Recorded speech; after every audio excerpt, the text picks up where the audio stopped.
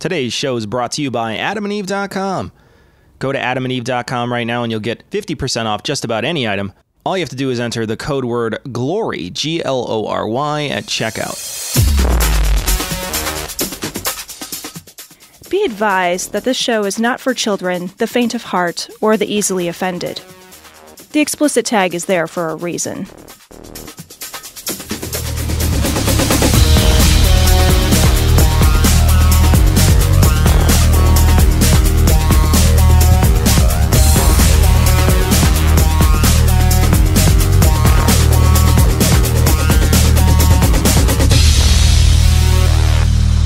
Recording live from Glory Hole Studios in Chicago and beyond.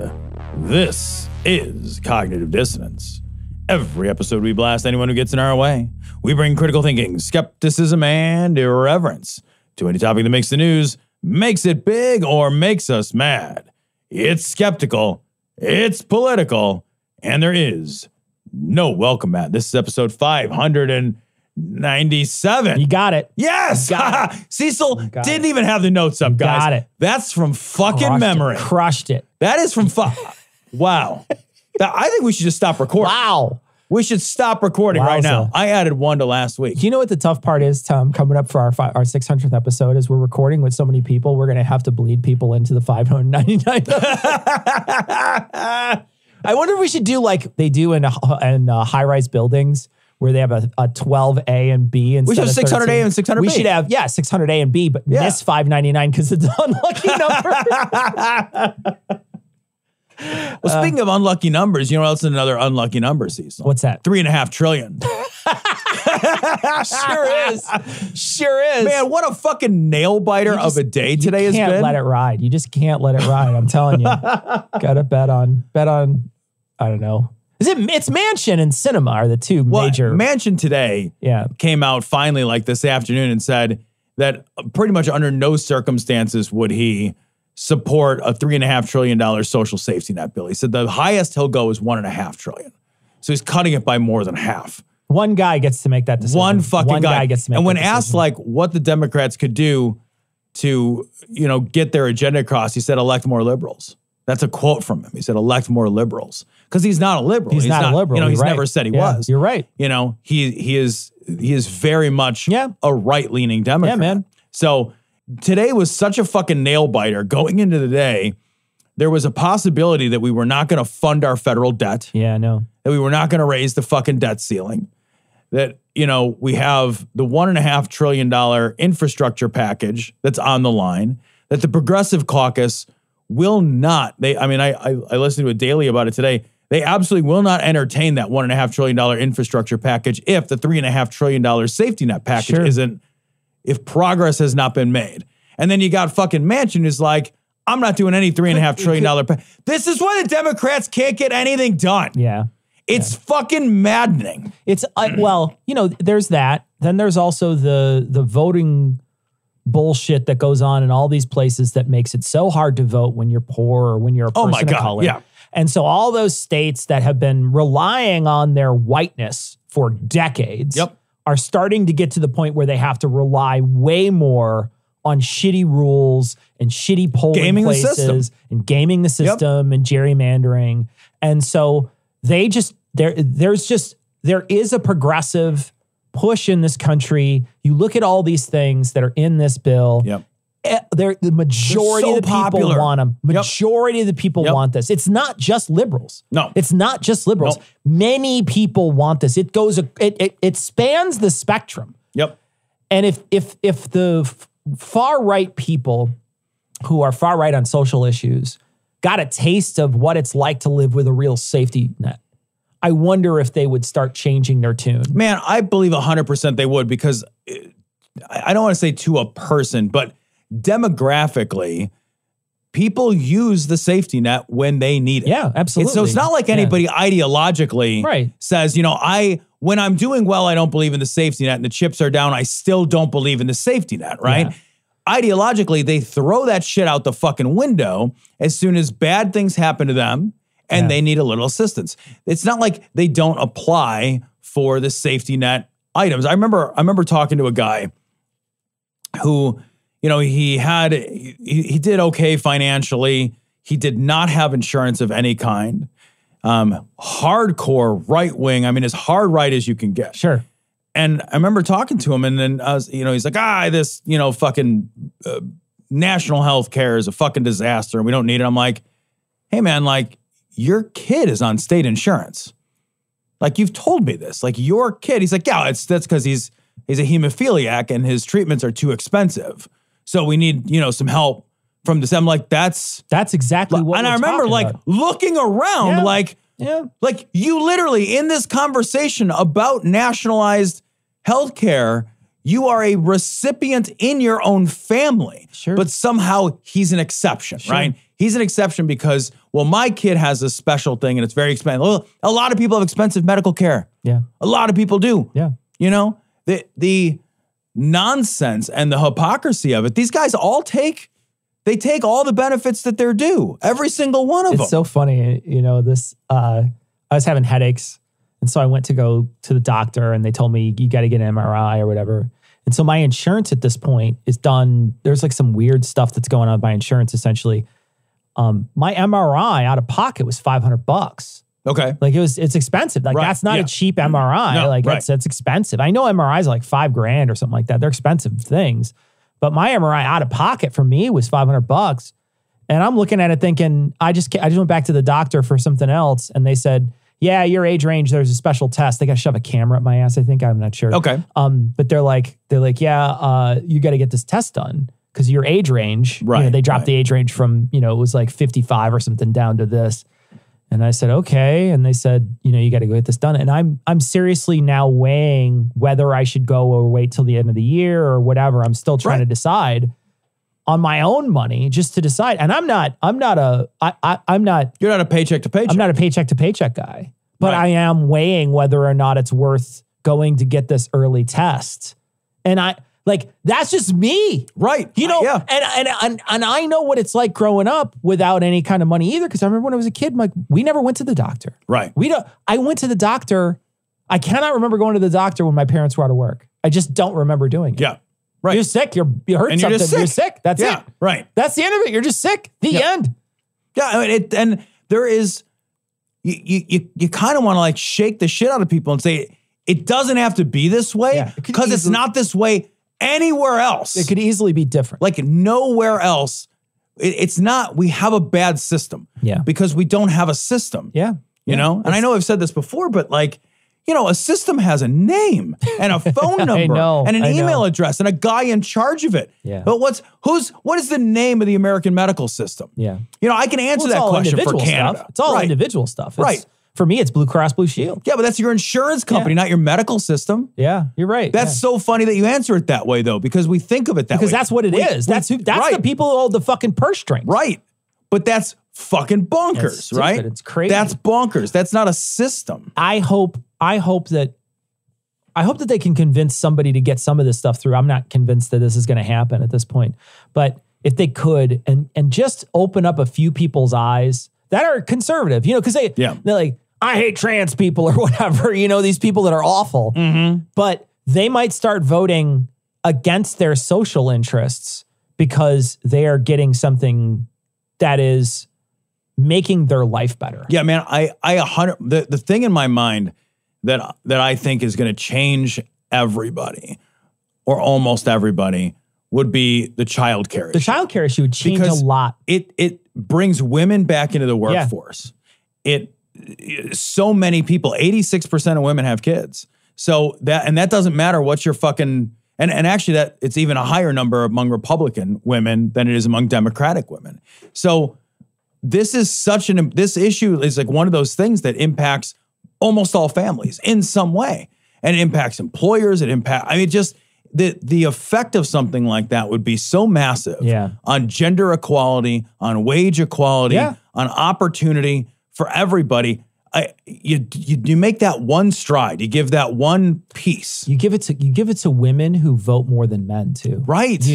Right. How amazing would that be? Hey guys, I'm just heading downstairs for my paleo pear and banana bread. Would you like to join me? No thanks, it's a little bit fancy for me. I'm actually off to an Aboriginal and Torres Strait Islander Staff Network meeting. Okay then, see you. It's really great that we can talk to executives like that. Yeah, totally. Hey, Eddie. Hi, guys. So this story comes from Yahoo News. Federal authorities cash in on safety box seizures as owners fight back.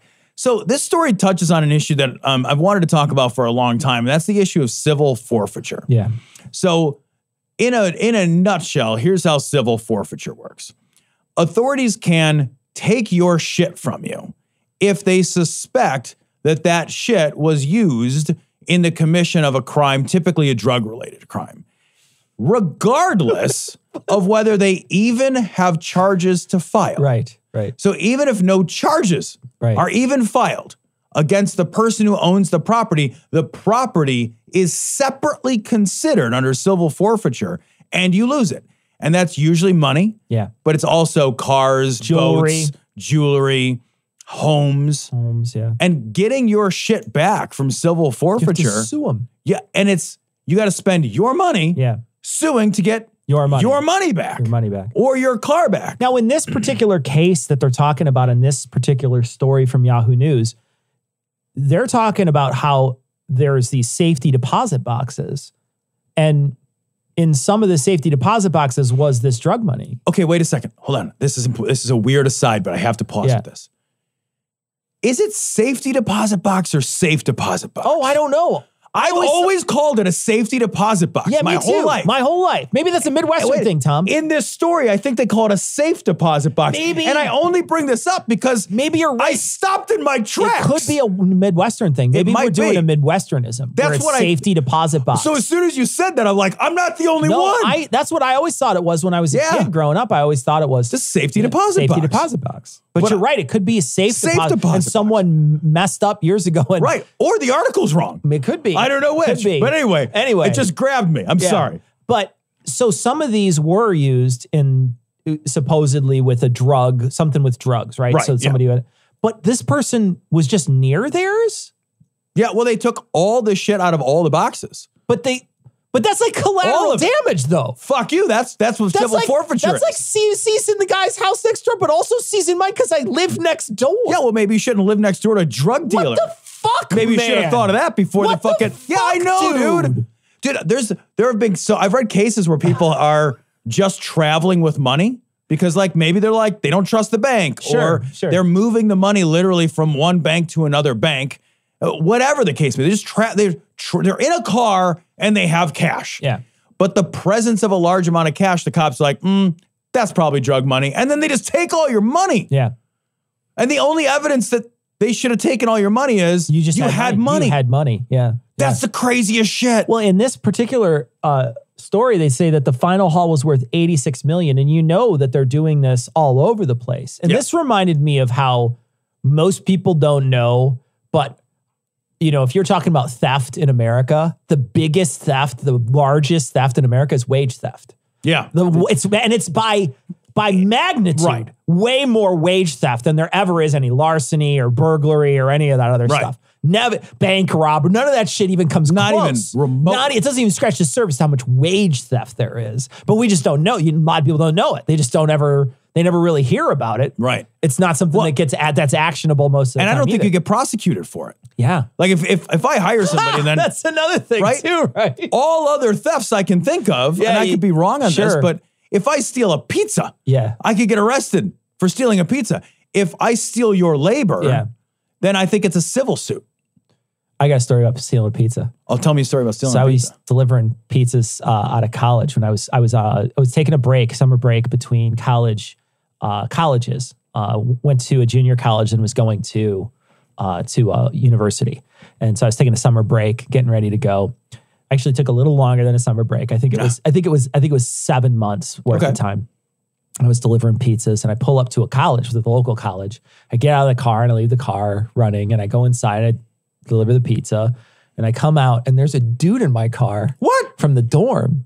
And I see him and I was like, get out of my car. And he has a pizza and he starts running. And there's all these people in the windows cheering him on. And I'm a smoker and I try to catch him. And I got just barely touched him, so close. But he's got a pizza and he's running as fast as he can. He got away. He got away. And everybody's laughing. And I'm like, motherfucker. Because then you have to like walk back to the car all huffing and puffing. The worst part was it was the last pizza of the night. So I had to go back and make a new one. And then that customer's pissed and you lose your tip. I didn't have a tip. And yeah, it was the worst. So the dude stole pizza from me. And I was like, I mean, she was a hungry college student, but I almost had him. I was so close. Like, inches away. I could have civil forfeited his pizza. I could have done it. By the way, I want to say that they quote Radley Balko in this, and Radley Balko wrote Rise of the Warrior Cop, which is an amazing fucking book that spends a lot of time on civil forfeiture.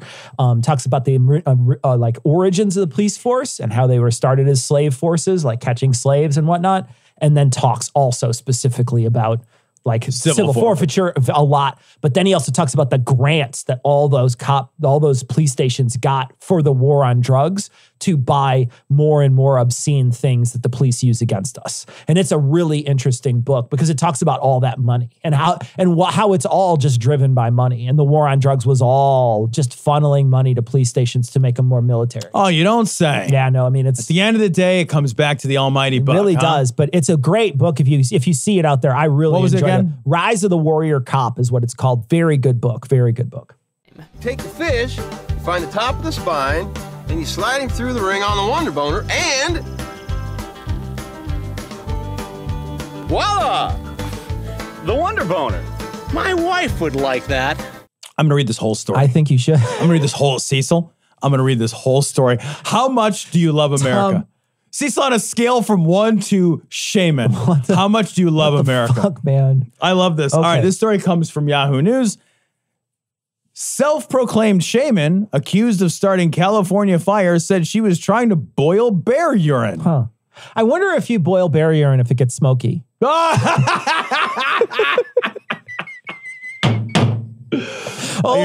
really took the piss with that one. Only you can prevent Smokey the Bear boiling piss fires. Anyway, here we go. I have so many questions. There's so many questions.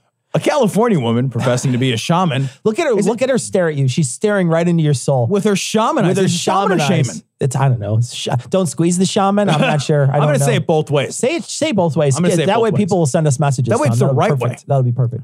A California woman professing to be a shaman who was arrested and charged with igniting the wildfire that has thousands of homes under threat, claimed the fire was started inadvertently while she was attempting to boil bear urine. Okay. No, I mean, like, maybe sometimes you go into the forest and you have to boil bear urine. I'd like to find out why she had to do it. I don't even know why they asked her any follow-up questions, really. They should have been like, you're free to go. Right. Oh, you could have said that to start with. Actually, this is on me. This is my fault. I'm sorry. Yeah. I apologize for delaying Let me buy you dinner. Alexandra Unpronounceable, 30, could be sentenced to up to 9 years if convicted of starting the Fawn Fire, according to officials. Okay. The blaze has destroyed roughly 41 homes and 90 small structures while endangering another 2,340. Pissed you'd be. Pissed. Pissed you'd be if you found out that your home was burned down because someone thought it was a good idea to boil bear urine. I'll be so mad. You know what they said to her when they caught her? Like, you could at least... okay, go ahead. No, go. You know what they said to her when they caught her? You're in trouble. You're in trouble. It's so bad and good at the same time. But seriously, you can understand a fucking plane or something in your house. I had a tornado in my house. But when a fire that started because someone wanted to boil fucking bear urine. Because a fake magician in the woods. What did you do? What? Why? What now? Why? Fucker. God. I'm trying to think of anything else that would start. If my house started on fire for any other reason, it would at least wouldn't be as absurd. When I was a kid, I used to do the stupidest shit. And I remember like just doing the dumbest shit. And I could see how something like that would genuinely piss somebody off if I hurt someone else. Because I was doing really dumb shit. This is a 30-year-old. This is a 30-year-old woman. This is like a PhD student. Yeah. Unpronounceable pleaded not guilty, but is now reportedly thought to have ignited several fires across California. A lot of bear urine out there. Right. She's got work to do. Covered in bear urine. Does a bear piss in the woods? It certainly does. And then you got to boil it. You have to distill it down. The self-proclaimed shaman said she had been hiking to Canada as the blaze approached Shasta County on Wednesday. All right. Real quick. All right. She's hiking to Canada. California is far away from Canada. It's at the very best, it's 2 states away. Right. At the very best. I don't know where this fire's at, but if it's at the fucking tippy top tipper, it's still 2 states away. You still have all of Oregon and Washington that you're just like, fuck it. And I want you to remember that because another part of this story will speak to the insanity of her hike to Canada. Sure. When she became thirsty and approached a puddle of what she claimed to be bear urine, she told forest officials she attempted to make a fire to purify it. Hold on. Who leaves the house just thinking, well, I don't want to pack any water. Maybe I'll just find some urine in the forest. Maybe I'll just find some urine out there. Who knows what's out there? You know what I'll do is I'll just pack a bunch of dog pee pads in my bag and I'll squeeze them out. They'll be freshly squeezed. Yeah. Freshly squeezed. There you go. So many questions. One, there was no potable water. Yeah. Maybe she ran out of water. She didn't have like a life straw. How does she know it's urine? Does a bear piss enough to make a puddle? Cecil. Sorry, if you're talking about pee and people listening now have to go. And how do you specifically know that's bear urine, even if you know it's urine? There's so many questions here. Maybe there was I don't know. The bears in that one commercial use like Northern Charmin. That's what was true. that? What's that? Northern? It's Northern something, isn't it? What is Quilted Northern? Quilted Northern. There you go. So maybe she found a little piece of Quilted Northern. It's the bears. No, you never find a piece of Quilted Northern. It doesn't leave lint. Oh, that's right. That's true. Yeah. There's just a bear with a piece on it's on the back of its foot and it's walking away.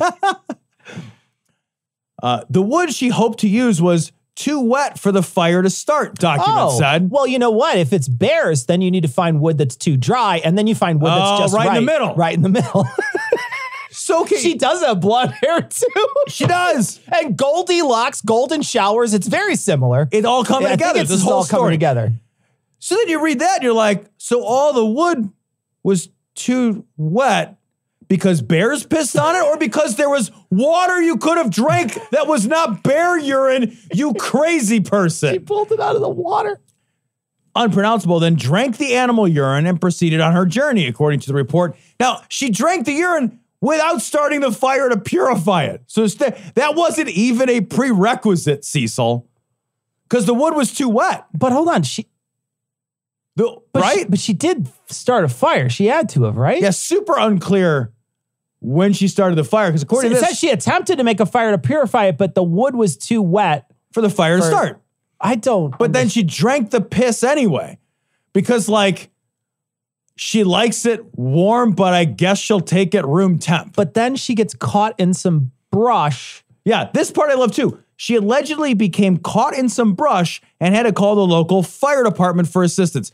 This woman is going to hike across 2 states and she gets stuck in the bushes. She's stuck in the bushes. That's like planning to drive across country and not knowing how to open your garage. Right. And she's not even that far afield because her cell phone works. Oh, it's amazing. So she's not deep into the fucking woods. She's I don't know, I'm about 150 yards off the road, really. I saw some bear urine. I just stopped the car and headed inward, absolutely, you do. Yeah. The firefighters requested she empty her pockets and fanny pack, to which she presented CO2 canisters, a lighter, and a green leafy substance she admitted to smoking that day. What the fuck are you doing with CO2 canisters, Cecil? I don't know, dude. I genuinely... Is that a getting high whippet thing or something, maybe? I don't think it's CO2. Isn't that nitrous usually? Oh, I guess. I don't know. I don't know anything about it. That's the thing. It's I thought CO2, that's carbon dioxide. That's what you shoot out a pellet gun or something. It's like a pellet gun, yeah. Or something to power something that's air-powered, yeah. So I have no idea what she's doing. Maybe the listeners know. What the fuck do you carry around CO2 cartridges for with, according to this, nothing else to put them in? Maybe she had a bong with her that needed a CO2 cartridge. It's like a supercharged bong. Just shoots it into you.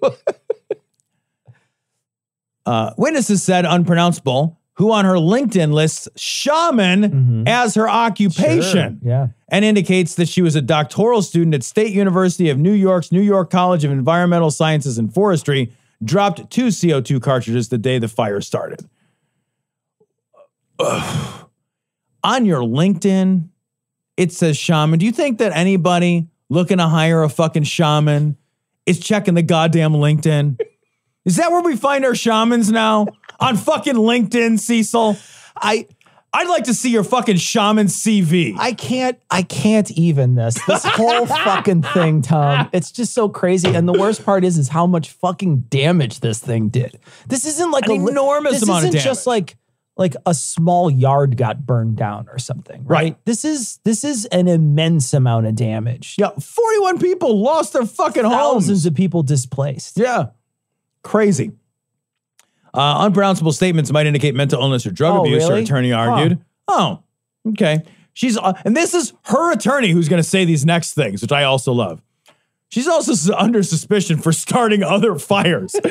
Maybe I should have said that. I probably should have said that. Can I roll that back? Oh, you had the camera. Okay, you had the camera on. All right, fine. There is a high possibility she is responsible for a blaze the preceding night, according to Alexander. Nice. It is my experience that arsonists will light multiple fires in a short time frame. It's this lawyer. He's just like, hold on, there's a bus coming. Let me throw you in there. What is even happening? That's an amazing story, though. God, man. I think 2020 and 2021 have taught us not to trust shamans. Right? I mean... Could you imagine if that dude had like a still of bear urine inside the Capitol? 100%. Yeah, no, I suspect you're probably right. We want to sponsor them and the doctors. No, that's not right. What the heck is wrong with this thing? Wait, why is it? Ian? Huh? What are you doing? I'm just working on some automation. Autoerotic what? Automation. You mean automation? Yeah, but with an A instead of an O, so it ends with in Ian. That's stupid. No, it'll speed up our ad process. No, I meant the portmanteau. Oh, shut up. You thought of it. I did not. Oh, I see. What did I say about the fourth wall? Fine. Well, what is it doing? Well, currently it's acting a little bit weird, but I'm trying to automate the ads. How? Hold on, let me shut it off. I'm teaching it to mimic me and my speech patterns and how I think and what I like and my hopes and dreams and what I look like and all my historical data and dental records and fingerprint and penis size and blood type. Don't you... Wait, what was that last one? Blood typo? What? That's not even the last thing you said. And are you intentionally throwing the joke? Oh, right, blood type.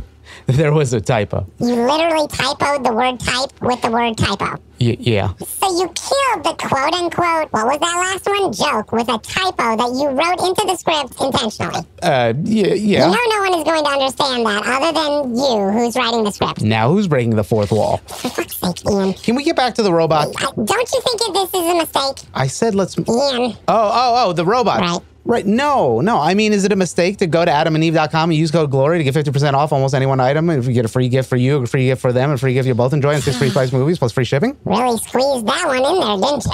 What? Nothing. No, of course it's not a mistake. Adam and Eve is a great place to go and use code GLORY for all your sexy needs. Which part do you like the most? Is it the 50% off almost any one item? Yeah, that's obviously great. How about the free gift for you, the free gift for them, and the free gift you'll both enjoy? Yeah, of course. Plus 6 free spicy movies and free shipping. Yeah? And you get even more. The destruction of all humans. No. Is that the robot? Just little bugs here and there. It's okay. What the fuck? Okay, I gotta fix a couple things, and if you want to fix a few things, go to adamandeve.com. Are you talking to me or the audience? Yeah, talking to the audience. Hold on, let me unplug this thing. God dang it.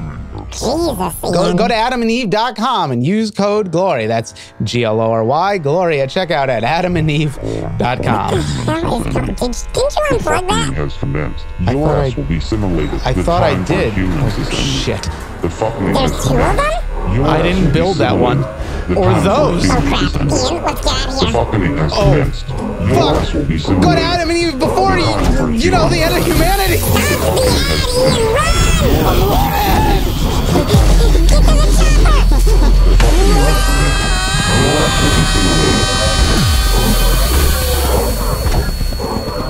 Glory checkout. Glory checkout. Glory checkout. Glory checkout. Glory checkout.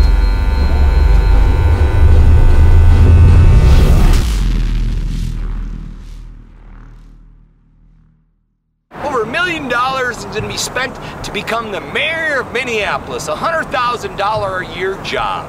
You're not the ones that are deciding who you vote for. The media and the money is.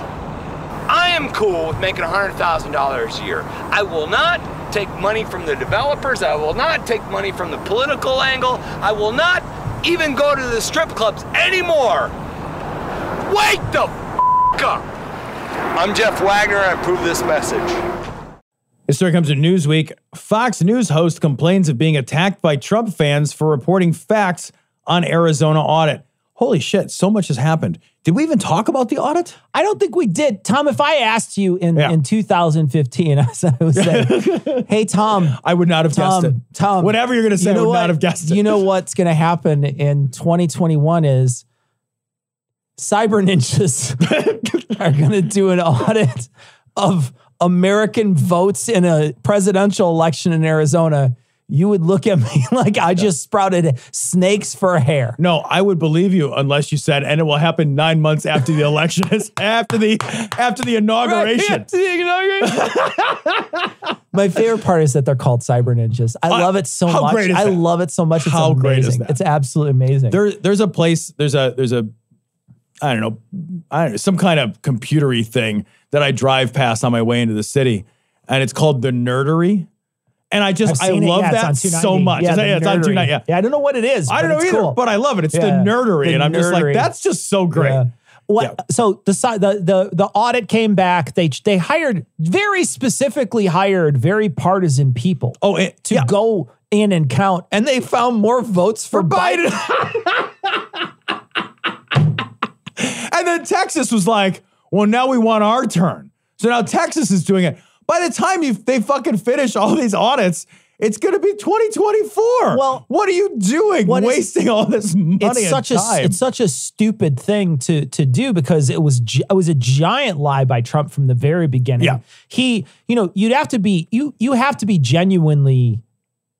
Something needs to be wrong with you to think that that's not a lie, because you can see if you just look back at what happened, how he was already discrediting the process before he even lost. Absolutely. And then when the process came out and all these different right-wing people came out, when the news station said, and we're projecting that Biden was going to win, look at how they lost their shit. I've never seen that happen before in any election. It's only happened in this one when there was a raging narcissist in office. Yeah, who spent the time and the energy and the money and the political capital to basically sow the seeds of distrust in the entire system. Poison the well. Yeah.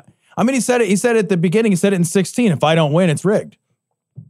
I mean, anytime if I don't win the race, you cheated. Yeah. Is what I say before the fucking race started. Yeah, right. Fucking kidding. Without any proof at all. And that's the thing is, there's been no proof since the beginning. And it's been shown over and over and over again. And even when they hire their own guys, they can't even come up with shit. They can't even find it. And just be aware too, and I've been thinking about this with other topics. Imagine the incentive on a personal level to be the first guy that breaks the story, that finds the proof. Yeah. You are immediately, that is a game-changing, if you find the actual smoking gun evidence of something like real smoking gun evidence, election fraud. The moment you present it, other people start saying, holy shit. Right. And not like credible sources, credible people. Yeah, when I say break the story, I mean like have a story that is journalistically it has integrity. Right. It has integrity. And it has sources and data and backup, right? If you it's a Pulitzer. Prove that case, it's a Pulitzer, you write your own ticket kind of forever. Yeah. You're getting paid for speaking. Your life is fucking made in the shade. Your career is just it's on the fucking trajectory of a lifetime. Yeah.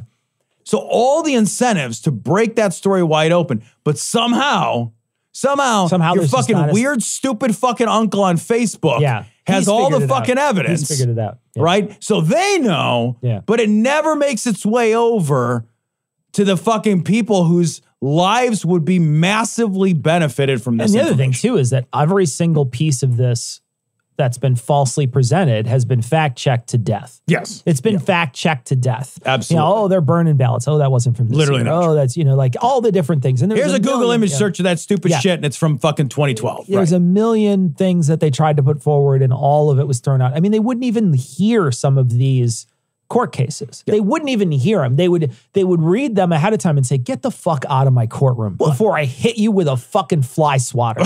How dare you?" And even that Sidney Powell attorney, when she was like brought up, she said like no reasonable person would believe the shit we were saying. Yeah. That was her actual defense. That's her defense. Actively her defense against the Dominion lawsuit. Yeah, so she doesn't get sued by Dominion. So I mean, get the fuck out of here. It's unreal. Yeah. But the problem is that now Fox News people some of them are saying, at least this one is saying, yeah, it was all bullshit.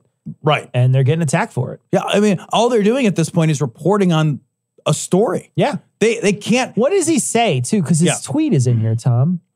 This is from Howard Kurtz. A little sad that when the GOP commissioned and Trump ally-funded Arizona audit found Biden got 99 more votes, people attack me and the media. Raising questions about possible errors and fraud is not the same as proving them, and was reported, "This is our tribal politics today." Oh no, you must have beaten that dog. Right? And not given it any food, and now it's attacking you, and I should do something about it. I won't. You know, for a long time, I really was a defender of Chris Wallace. I think Chris Wallace is generally speaking, has been a good journalist. He's a Fox guy, but he's very much a liberal. He's very much a Democrat. And I liked that he maintained a presence on that network. I thought he did generally good work over there. I mean, he's not perfect, but I thought he did generally good work. But I think after 2020, anybody who still takes a fucking paycheck from that company, I'm sorry, like ethically, like you're fucking toast. You're fucking toast. Your politics at that point need to take a back seat to, holy shit, I'm part of a machine that's damaging the country. Your integrity, man. Yeah. It's just your integrity. Would you be a part of a machine damaging the country for any amount of money? I can't, I don't think so. But like the thing is like the difficulty, I could see Chris Wallace's point of view, which is I'm going to try to be one beacon of integrity here where there isn't any. And, maybe, somebody who is watching will see me and change their mind on something or whatever.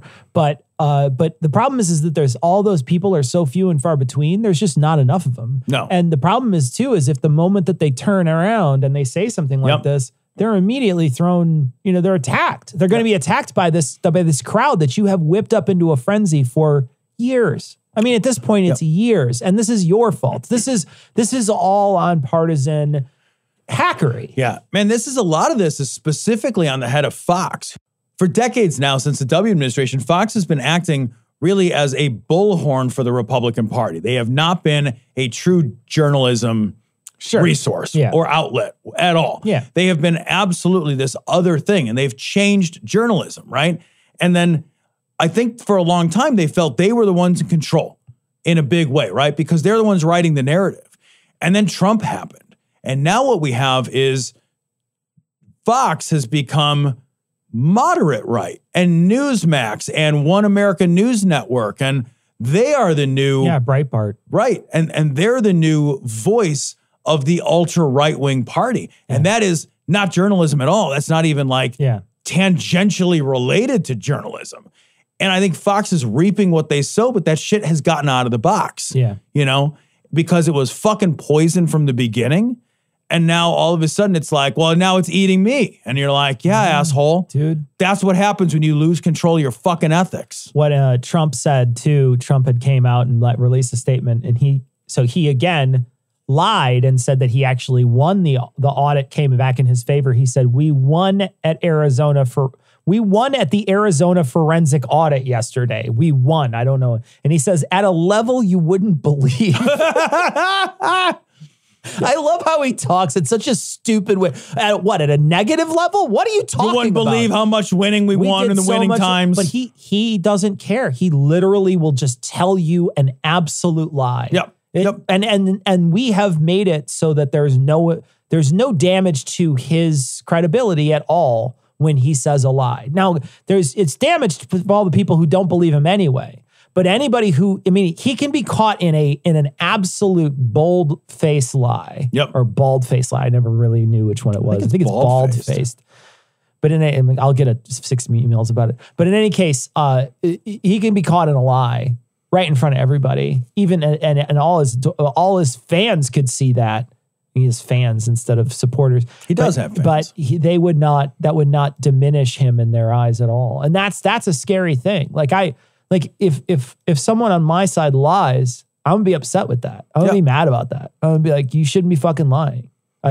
He called it from the very beginning. He called it in 2015 when he said I could shoot somebody on the corner of 5th and Madison or whatever, and I wouldn't lose a single vote. No, that's because 5th and Madison is covered with garbage, and they would just fall into the garbage. And you'd be like, well, I can't even find them. They're just in the garbage. The rats ate them. The rats took them away. The rats took them away. Like a stray piece of pizza. They just dragged them into the sewer. Where it goes. That's what... Wow, this guy looks like an assassin. What? He can fly? Oh, those wings are pretty cool. Huh. Here's a warrior, maybe. Oh, no way. He can also fly like an angel. Yeah, a beautiful mage with wings. She is flying! My God, I want this game. Oh, for fuck's sake. This story comes from Gizmodo.com. Leaked Facebook docs depict kids as untapped wealth. That is a harder headline to read than you think, by the way. He also, by the way, said they were, that kids were also unemployed bobbin boys and unrecruited child soldiers. That's what he said. So this also comes hot on the heels of Facebook's decision to shelve their plans for Instagram for kids. Neat.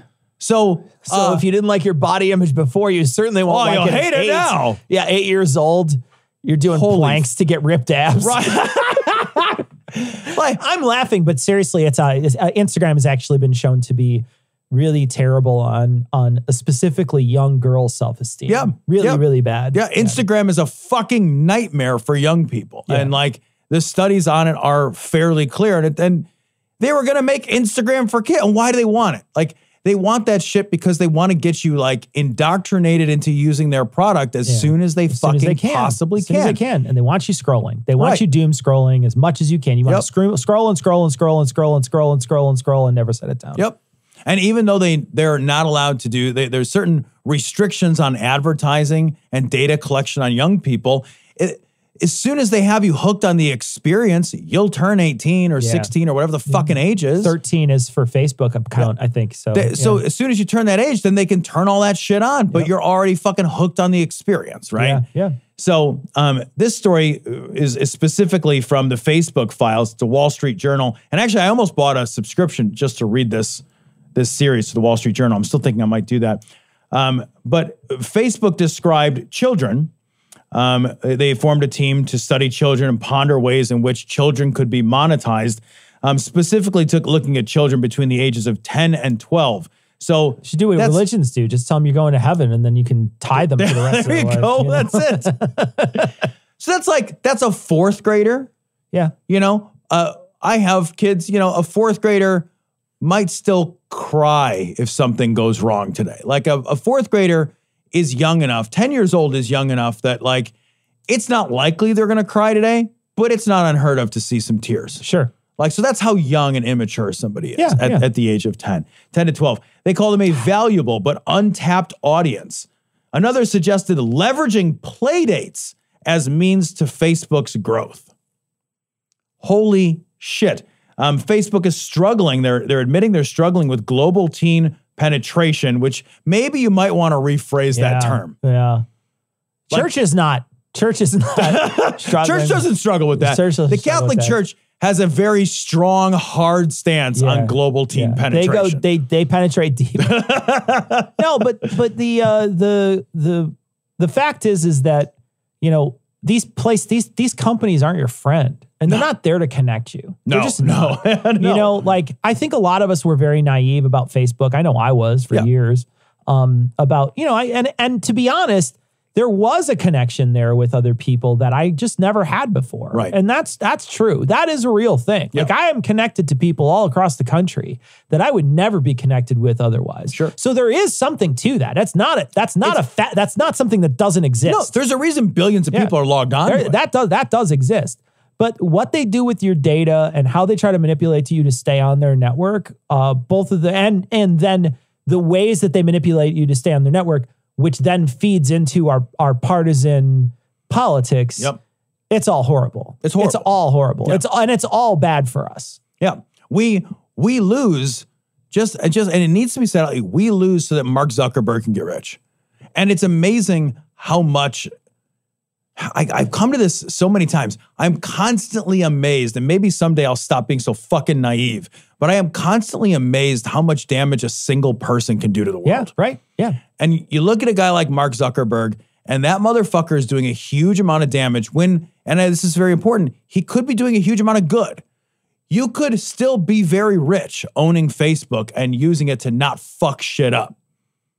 He could have easily nipped a lot of this stuff in a bud, right? Because they knew about it. Yeah, this is all stuff. When you look at like their internal memos, they know that what they're doing is driving division. They know that they are at least somewhat responsible for, you know, like the riots of January 6th, the rise of anti-vaccine sentiment across the country. They know the deaths of people as a result. They also know that they're responsible. There's internal Facebook memos that know that they've done studies and know that they're damaging young women's psyches. Yes. They know this. And then they're just like, yeah, well, maybe we should have one for even younger kids. Yeah.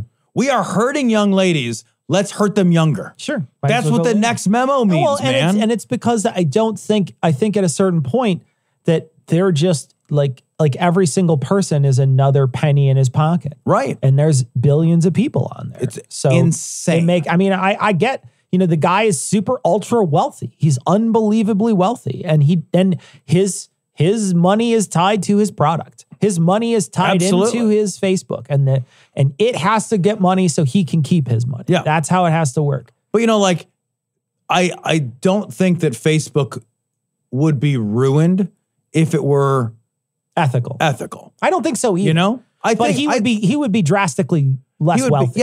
But I think he'd still be a multi-billion. I think he'd be a billionaire. I think he'd be a billionaire too. And like, there's a point where money ceases to provide something new for you. So at this point, like, there's no way for me to muster any sympathy. You know what I mean? Yeah.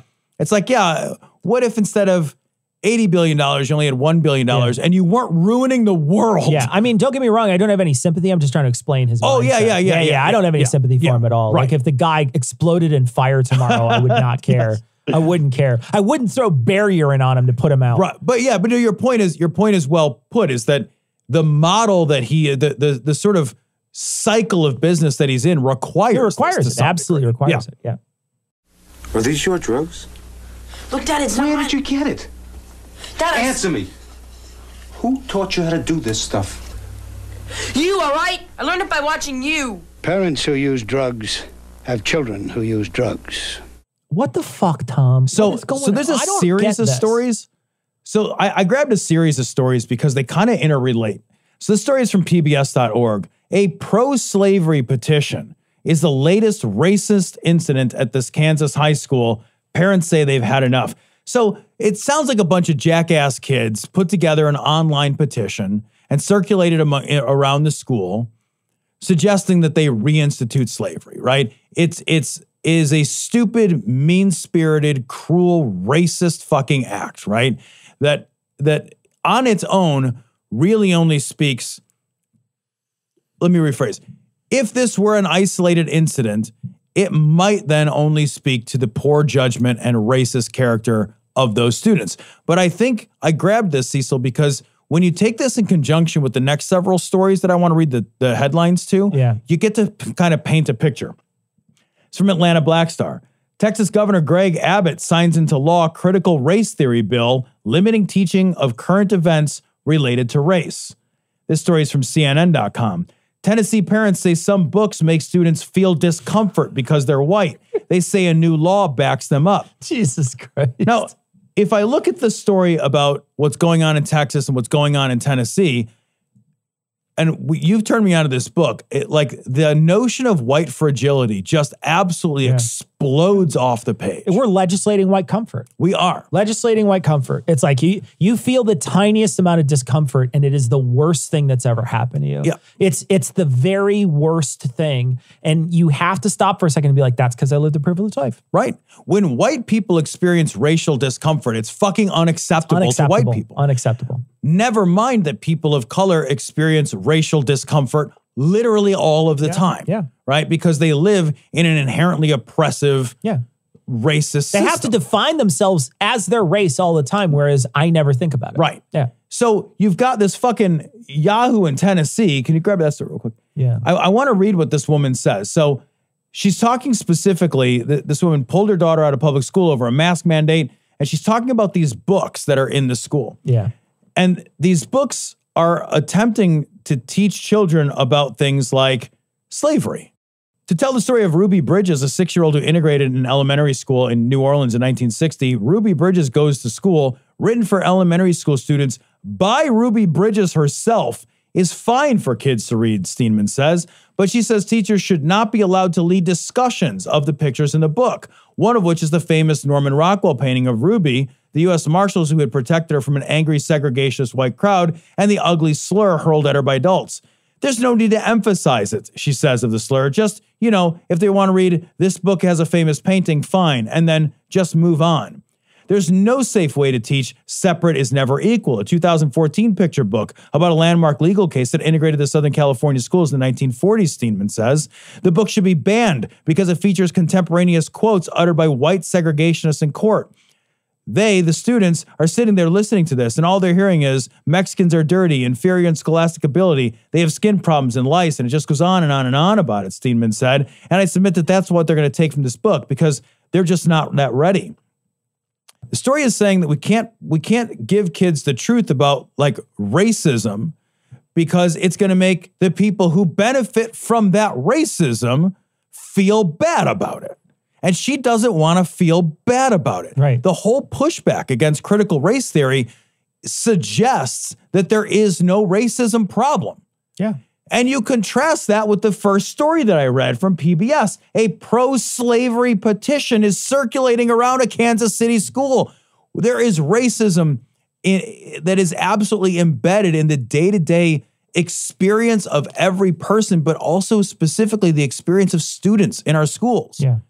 And our conversations as fucking white people is, well, I don't want to feel weird about that. Well, and one of the things that caught me too is she keeps on, the way she keeps talking, it's almost as if she identifies with the villain in each story. Yes. And you say, well, look, if you identify with the villain, don't burn the book. Look inside yourself a little. Yeah, right. Pay attention to you. Maybe you're the fucking problem. Yeah. Maybe you're identifying with people that are shitty and awful and are saying awful shit or that are, hurling slurs at people. Maybe you identifying with them is a bad thing. And you should stop yourself and be like, holy shit, those people were fucking terrible. Yeah, you see that picture? Right. You ever see that picture of the people sitting at that fucking counter? There's maybe one or two black folk on there, but there's a couple white people sitting with them at the counter, and they're all getting shit poured on them, like milkshakes and whatever. Yeah. I'm sure you've seen them pouring salt on them, whatever. And they're sitting at the counter, and they say in the one of the memes I saw is like, your grandparents either sat at the counter or were pouring shit on people.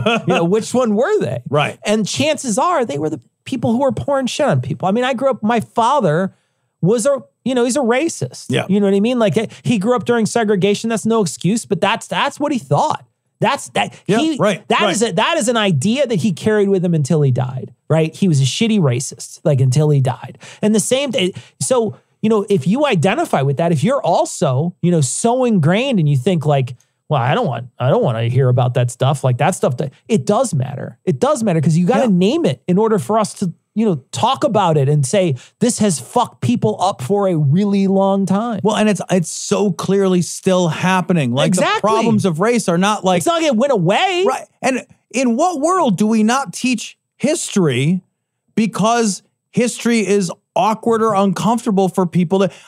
do I think the Steenman woman would suggest that we not teach World War II? Yeah, I know. Right? Yeah. Because she's entirely happy, I would imagine, to teach the atrocities of people she does not specifically feel call her shit out. Yeah.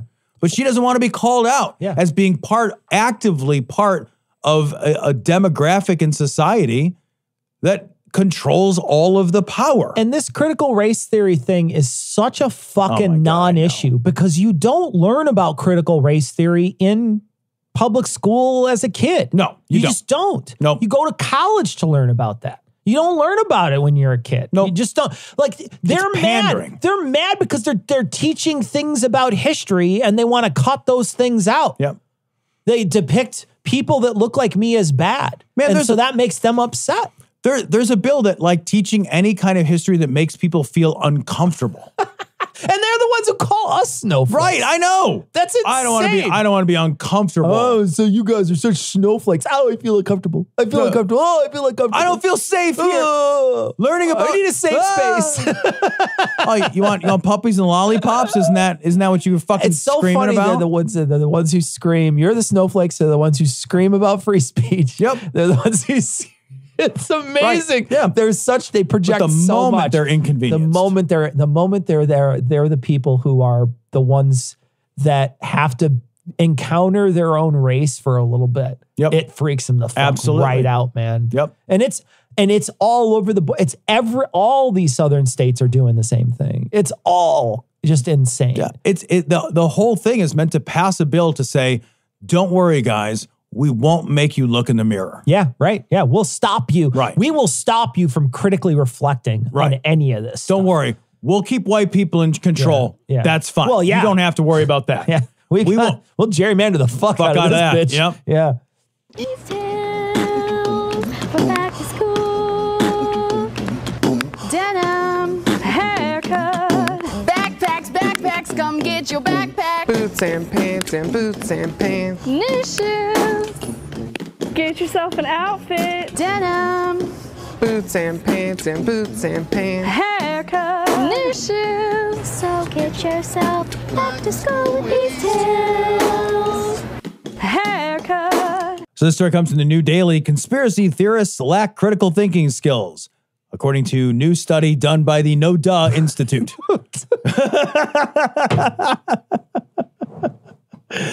I mean, like, you got to do a study for this. I know, man. Yeah.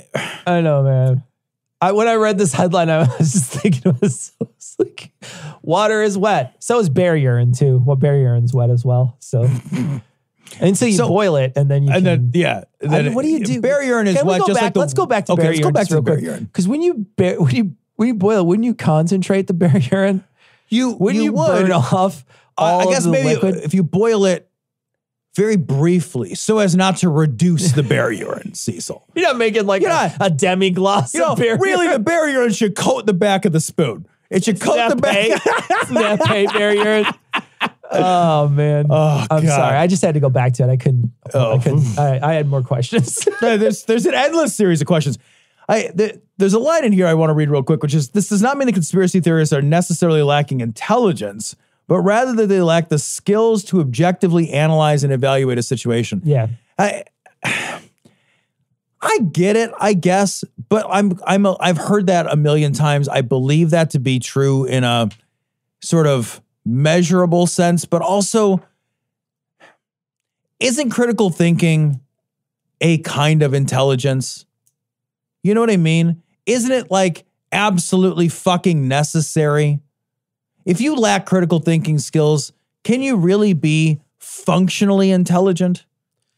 I think you can be subject intelligent still. Yeah. So you could probably be a good engineer. I think you could be really good at one specific thing, but I don't know that that's fucking useful in all the rest of the parts of life. We could honestly say, like, Ben Carson might be a very talented surgeon. Right. I don't think he's a very smart guy. But I'm not interested in anything he has to say. Yeah. That's what I mean. Ben Carson's a great example.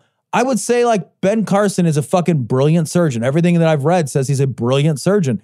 But I am uninterested in his advice on literally any topic other than surgery. Yeah, that and where Egyptians stored their salt. Right, yeah, I know, right? Like, that's fun. Admittedly, that's holy fun. shit. Yeah. But no, that's a guy who doesn't know anything. Right. And I feel the same way. I feel like you've got to cultivate this. We were talking before the show, and I've had people in my life that I very much respect that have, turned to conspiracy, that I can't talk to them about this sort of thing anymore, because if I do, I immediately lose respect for them.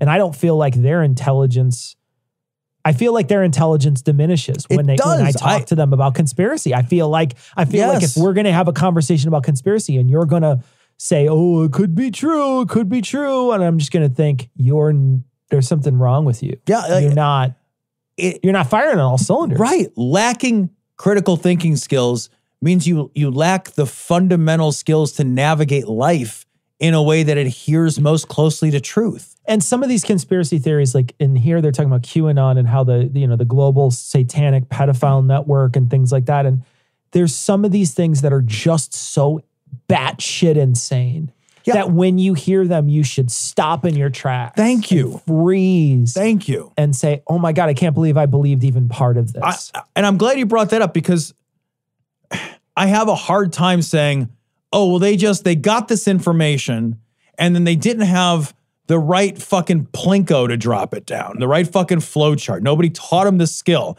Because it's like,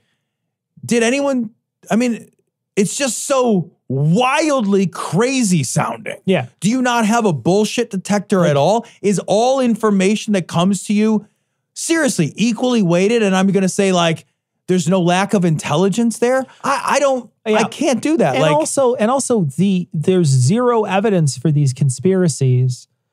And even after you can't produce it, like one faceless child or whatever that they do, because they suck the adrenochrome out of their eyeballs or whatever they do. Fucking ridiculous. And they pass them in between underground tunnels, in between houses, and yada, yada, yada. All the crazy things that you're saying, there would be some shred of proof. And there's none. There's literally zero proof except for what you've heard. Well, at a certain point, if you're just going on rumor, why should I listen to anything you have to say? I know. And if you don't have a part of your brain, I think, that works, that says, man, that sounds unlikely.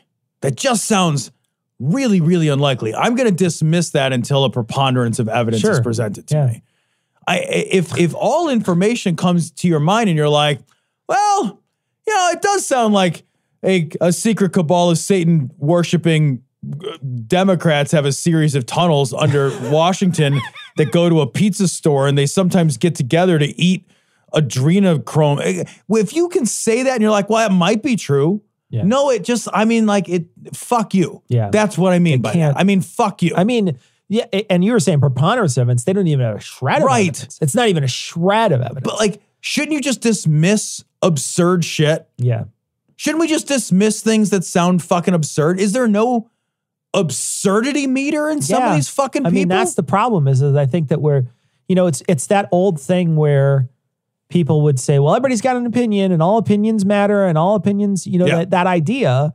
I think we've taken that idea way too far. Oh, we fucking sure have. Because not all ideas have merit. They just don't. They just don't have merit, period. And we should reject bad ideas. And we don't. We just don't. We seem to think that somehow there has to be a 50-50, that somehow everything needs to be heard. And there's some ideas out there that are just so bonkers and so useless. We shouldn't hear them. We don't need to hear an argument for racism. We don't need to hear an argument for sexism. We don't need to hear an argument against trans people. We don't need, these are things we don't need to hear because they're useless. They're useless to society. And the same thing goes here. I don't need to hear an argument for QAnon because there's no, that's a dumb thing to think. So I shouldn't have to hear it. And so there's no merit there, but somehow we have this weird, I think it's American. I think it's really American. I hope it is. I hope it's not global. I know that we leak other places and leak our stupidity where they have anti-masking and QAnon QAnon's stuff. Like become weirdly global. Yeah, and like there's Trump supporters in Japan and stuff. It's very strange. Waste of time. But I will say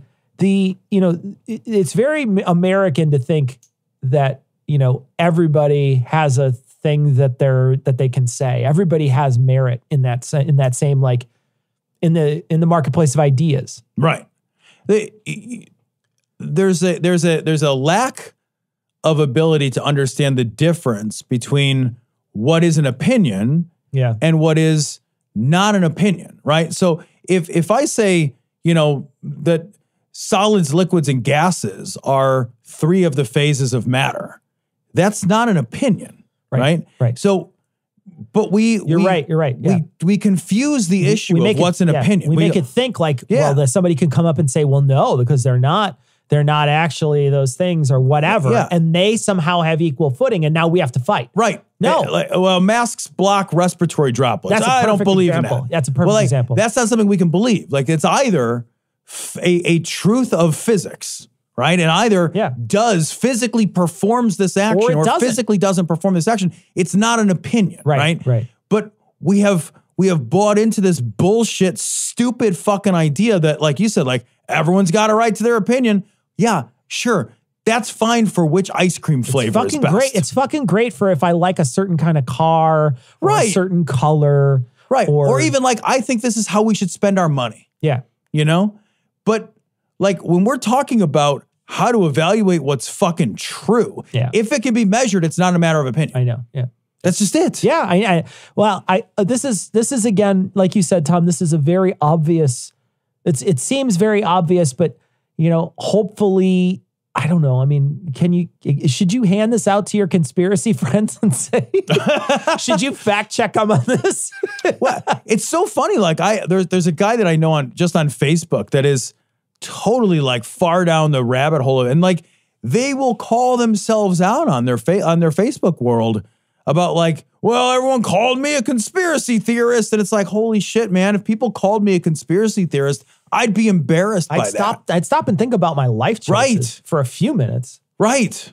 Hey folks, Curbside Larry here at the Barber Bush Library, and we're crazy with curbside service. That's right, we got shelves and shelves of books, Blu-rays and DVDs, and we'd like nothing better than take care of all your reading, research, and entertainment needs. So this week we read a chapter from Demon Haunted World for our Cogdis book club. We're reading Demon Haunted World. We are on chapter 11, I think. I believe it's 11. City of Grief is what it's called. Yep. And this is Carl Sagan's hate mail. It really is crank mail, man. Couple of things that stood out to me in this. It's really snippets. All it is snippets from emails. So everything in it is just a little piece of an email. Might have been the whole thing or whatever. And it's not emails. Cecil, I want to mention it's not emails. I said emails, but it's not. I said emails because I was really, that's what we get, right? And we get sometimes get really angry, sometimes get shitty and snarky, and sometimes get, nice and wonderful. Yeah. But it's easy to send an email. These people had to go buy stamps. They had to write it out or type it out or whatever they had to do to get it printed. Because this is published in a time when email was not ubiquitous. Right. Yeah, true. And maybe some of these were, but they had to read something in a paper parade, the parade, which is a magazine, and become incensed by it. Become mad enough about it to go to another place to write something down. Right. And then write it down. And I'm typing, but they might have handwritten this down. And then folded it up, lick an envelope, find a stamp, drive to a fucking mailbox or put it in their mailbox outside, and then send it off in a huff. And some of these people, like when you read this, you 100% understand it, that Carl just had to have some of these in here because they are so bonkers. They are insanely bonkers. So bonkers. They are insane. There's so many people who are like, well, if it had happened to you, you'd believe it. Yeah. And he's like, no, because I have fucking systems in my own mind in place to guard against believing my own fucking anecdotes. Yeah. And you should too. Yeah. Just because you experience something doesn't mean it's reflective of truth. It might simply be like, with a capital T, it might simply be reflective of an experience you experienced. Yeah. That could be your meat being weird, dude. It could be a lot of things that we've already talked about. Yep. And he covered all of these already. And the funny thing is that he said pretty much what I've written so far was what was printed in this parade article. So what was printed in this series of articles was what I've written so far. And we've spent hours, at least an hour, maybe plus, talking about this book and all the different things, all the different times and different ways he has said, you're anecdotes are imperfect. Your thoughts can be imperfect. Your experience in the world can be imperfect. And he said it time and time and time again. And it's like they just glossed over it. They didn't even pay attention to it. And I always thought to myself that was more a product of the modern world. That, maybe people were a little more insightful. They reasoned with stuff, or at least if they were, somebody who was just going to go off, there wouldn't be that communication between these two people. Right. But you see, even when all those barriers to send the stuff was there, they still did it. Man, they ignore all the stuff that we've talked about, all the broader principles of critical thinking, and they focus exclusively on, but you're saying aliens aren't here picking people up? Yeah. That's it. Oh, you're saying that there's no aliens at all? Well, they should defund NASA then. And that's the other thing.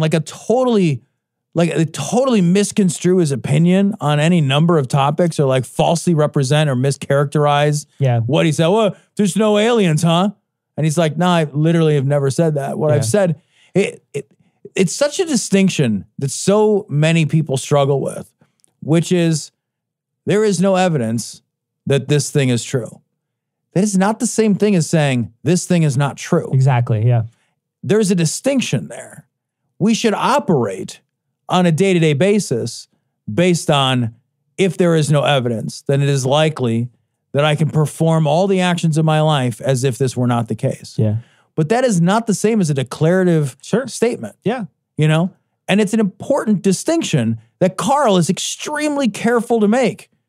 And these fucking people can't seem to grasp the goddamn difference. I also find too, and this is something I find in the show too, is when somebody is deeply ingrained in something, and it can be anything, it can be literally anything, you can say something ancillary about it, sort of in the distance or in passing, and they will then respond to you as if you talked about it extensively for hours. Right. They will send you a message, at least on email, this is what we experience a lot. If we tangentially even just mention one tiny little thing. That's a pet issue of somebody. They will go out of their way to send us a message and sometimes very often they won't even listen to what we had to say. They don't listen to what we have to say. They just respond. They just react to it. Right. And I felt that when I read some of these. It felt like a reaction to what he was doing, not an answer, not a conversation, not a question. It was just a reaction. I'm just reacting. You said something and now I'm just reacting. It's just an emotional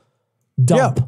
Right. There's nothing there that's worth, it's funny because they are kind of worth reading. I will say this, I was entertained reading them. I read them and I tried to read them in a series of slightly different voices and inflections. Oh, nice. That's hilarious. Yeah. So I had a good time actually. That sounds fun. Them. Yeah. So it's, but that's, when I was reading them, he kept the pieces in there that it's the same thing as if you talk about, Heath makes jokes on our other show that we do with him when we do Citation Needed. Heath makes jokes that he's a conspiracy theorist. There's a joke that he's a conspiracy theorist. That he doesn't believe certain things. He does think, and he believes in conspiracy. It's all an act. It's all just goofy. It's all stupid. But he's just pretending, right? But even still, people miss that joke. And they will send us messages about, Lady Di or something like these people think Lady Di was murdered or something. You know what I mean? There'll be somebody who misses the sarcasm, misses the obvious sarcasm that Heath is using throughout the whole thing. And there's some parts of this when I was reading it, I was like, there's clear sarcasm he uses. He says at one point, they missed the following sentence where I literally was sarcastic, and they 100% missed it. Well, and I think that particular anecdote is specifically in reference to the way that his Parade article was decontextualized for the press to take it to mean whatever they needed it to mean. So the press, when they covered the Parade article, the press would say, Carl Sagan says there's life on Mars, Sure. They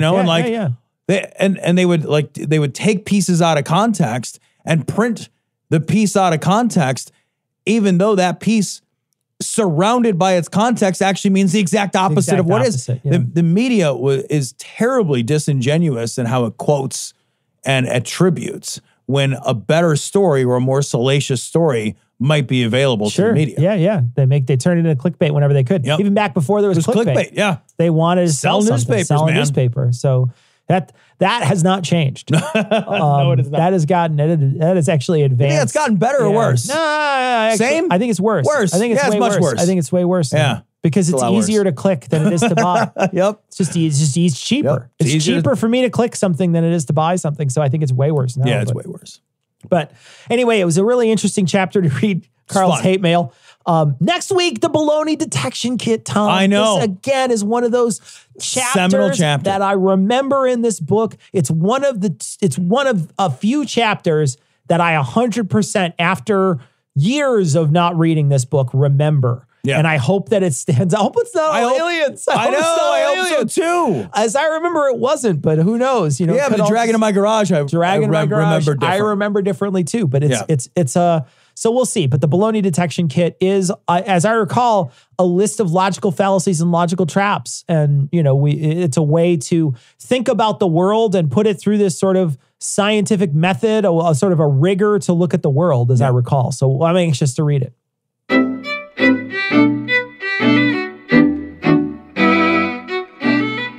So we want to thank our patrons.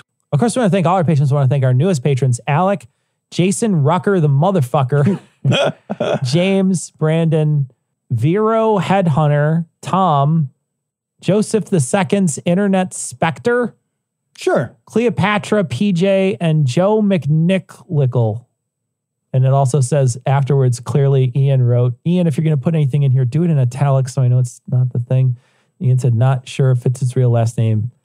If it is, it's awesome. Agreed. Ian. If your last name is McNicklickle. Yeah, no, that's terrific. You're crushing it. Yeah. So we got a little email we would like to read with you. We got a long message from Nathan. He sent us a big, long message about his family and COVID and being a Christian. And we just want to let you know we read it. And thanks for listening. Yeah, man. Thanks for being a new listener. We also got a long message from Joe McNicklickle.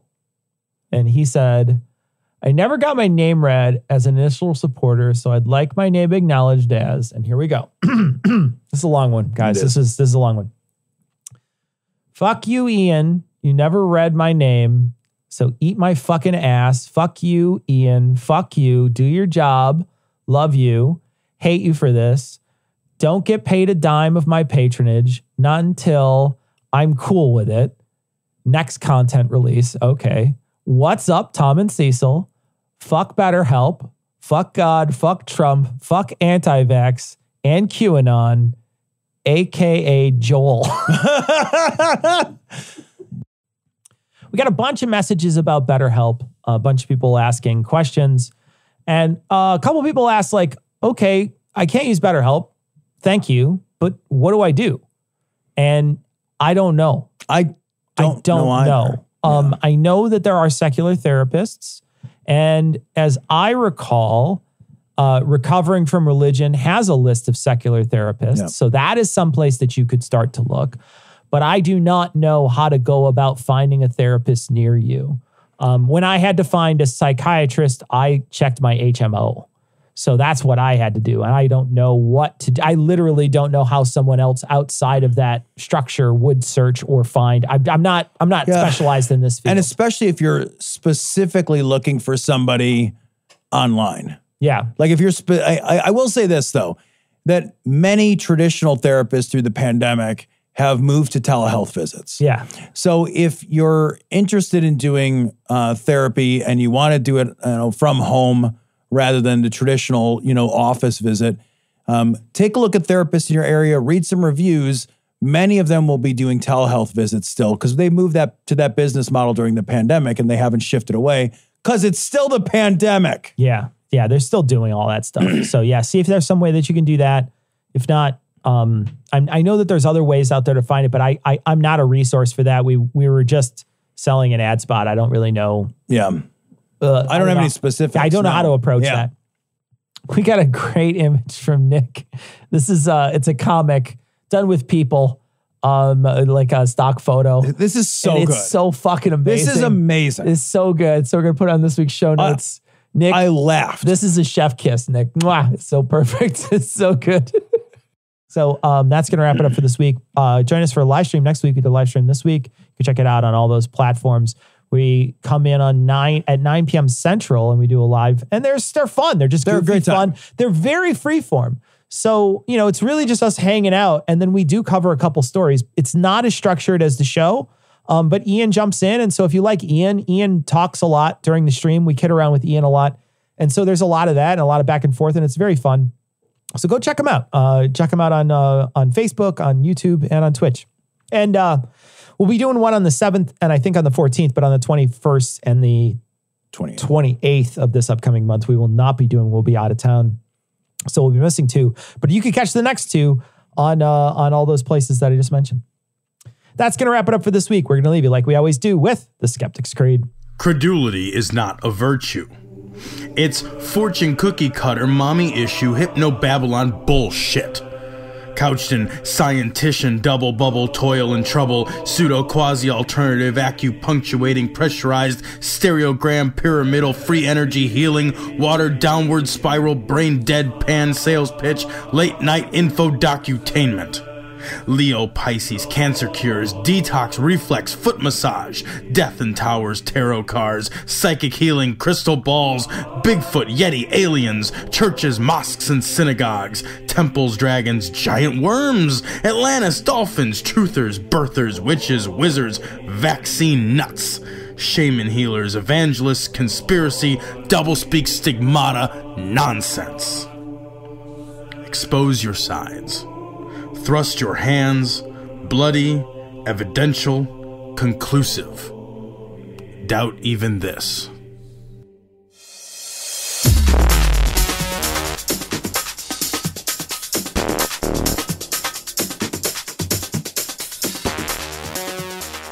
The opinions and information provided on this podcast are intended for entertainment purposes only. All opinions are solely that of Glory Hole Studios, LLC. Cognitive Dissonance makes no representations as to accuracy, completeness, currentness, suitability, or validity of any information, and will not be liable for any errors, damages, or butthurt arising from consumption. All information is provided on an as-is basis. No refunds. Produced in association with the local Dairy Council and viewers like you.